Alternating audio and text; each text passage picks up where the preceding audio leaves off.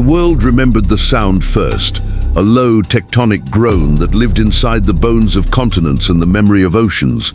Cities shuttered, birds folded their wings, satellites traced tiny corrections in orbit. The groan belonged to a being whose name the soil itself had learned to whisper. The Hulk, in a form so vast and terrible that scholars would later argue whether the word monster still applied. He was not merely green flesh and untamed fury in this hour. He was world breaker, the embodiment of an answering storm rage that had become geography, a will that had become pressure deep enough to bend bedrock. Where he walked, the crust cracked like a child's porcelain toy. Where he breathed, storms wrapped their teeth round mountain ridges. But rage alone does not make cosmic consequence. Rage becomes consequence when it is born from an unendurable human calculus. Loss, betrayal, the ethical fracture between what a mind builds and what a body is forced to guard. Banner's calculus had been long and private, the calculus of responsibility and the unbearable arithmetic of collateral. The Hulk's rage was its proof and its paradox. Destructive, yes, but always answering something older and unseen within him. The question of what is owed to life when life is threatened. Across a vacuum of light years, a different power stirred, wrought not from chemistry and grief, but from contract and consecration. They called him Juggernaut, Cain Marco reborn as an avatar of Cyttorak, but now amplified until the consonants of his name hummed like a cosmic engine. Trion Juggernaut, threefold in boon and burden, where the Hulk's force rose from an interior wellspring that could, by some accounts, grow without bound. The Juggernaut's force was a bestowed inevitability, a mystical momentum seeded in him by a being who answered at once to ancient rites and to mathematical absolutes. His momentum was not simply speed or mass, it was an ontological predicate. Once in motion, he transcended the category of stoppable. He bore sigils like promises made in the dark before the First Empire. His armor drank impact, his laugh was a metronome that set the universe's pulse to a rhythm that did not account for pity. Between two such entities, the world could not remain a passive stage. It would be argued, reshaped, destroyed, and rewritten. Philosophers arose out of the ruins even before the first blow. Some spoke of the primacy of will, of the metaphysics of persistence. If a thing cannot be stopped, is it not, by essence, more real than a thing that grows? Others pointed to becoming. If power is potential unfolded through time, then the Hulk was not merely strong, he was an asymptote, a force that might never cease approaching its supremum. The debate was not abstract.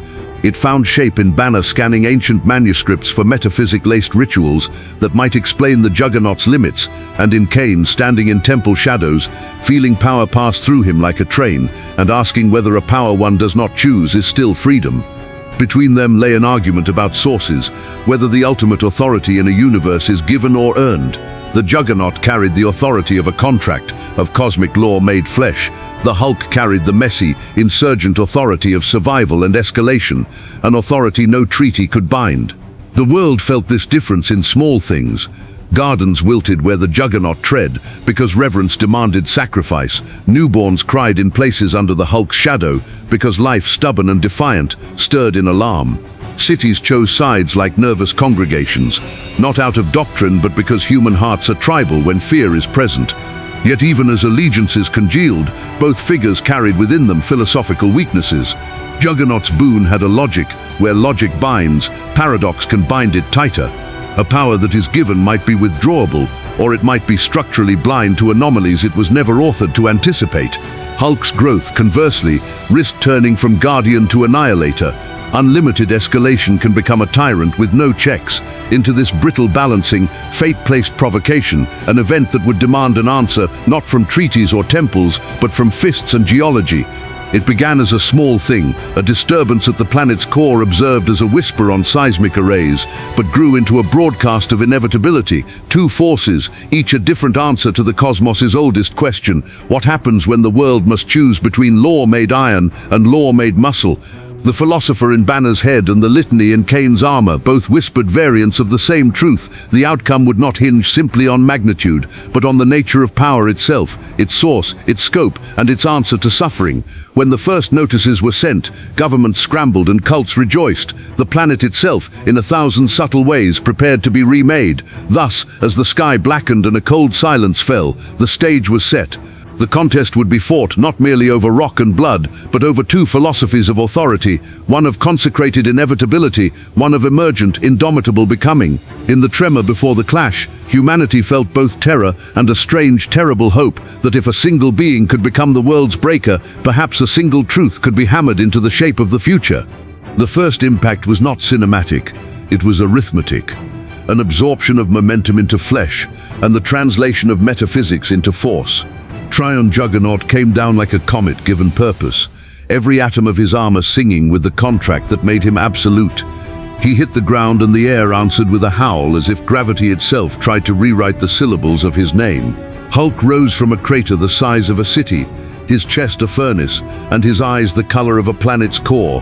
They circled not with etiquette but with inevitability, each sensing the philosophical bone beneath the other's strike. Juggernaut's opening gambit was the purest expression of his nature. He sought to make the fight a proof of stoppability, by moving and letting movement be the argument. He charged a theological assertion made kinetic, intending to prove that motion backed by covenant could level even the rage that had shattered continents.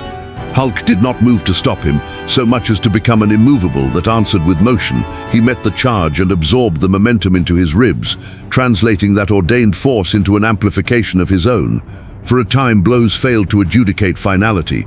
Juggernaut's armor shrugged off mountain-crushing fists, while Hulk's regenerative tide folded every bruise into a new weapon. The battlefield became a geometry of negation. Mountains sheared, oceans lanced into steam, and the horizon bled light. But in the middle of devastation, the deeper contest revealed itself. Where Juggernaut's power was categorical, Hulk's was iterative. Every strike the Juggernaut launched, meant to prove cessation, taught the Hulk a tiny lesson about counterweight. Banner's mind, flaring and brief like lightning behind Emerald Thunder, began to see patterns, angles of approach where divine momentum could be deflected, rhythms by which an unstoppable force could be made to overshoot, to commit to a vector that a quick intelligence could exploit. This is the philosophical hinge, given an agent whose power is absolute in theory but expressed through a body constrained by geometry and consequence. A being whose power is unbounded in time but shaped by adaptive intelligence might bend inevitability into tragedy. Hulk learned to take the Juggernaut's own theology and weaponize its certainty. He baited charges, absorbing force and redirecting it, turning Cyttorak's momentum into seismic feedback that fractured the logic of the armor. Every time Juggernaut struck and Hulk did not fall, Kane felt something like doubt, an infinitesimal erosion at the root of a covenant. The Juggernaut responded with escalation of his own. He invoked the names embedded in his sigils, called upon the triple-throated power that had made him immovable, and unleashed waves of mystical pressure meant to corrode the Hulk's organic infinity. They were not merely physical blows, but ontological tests. Could a gift from a god override the physics of becoming? Hulk's answer came from the place where Banner's sorrow and Hulk's fury braided.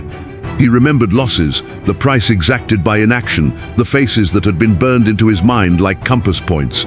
Rage here was not blind, it was converted into purpose. Each remembered cost fed him, each memory a lever by which his strength increased not randomly, but intentionally. Underneath the brawl, the world's own suffering harmonized with Hulk's. The planet's wounds were an ampersand to his will.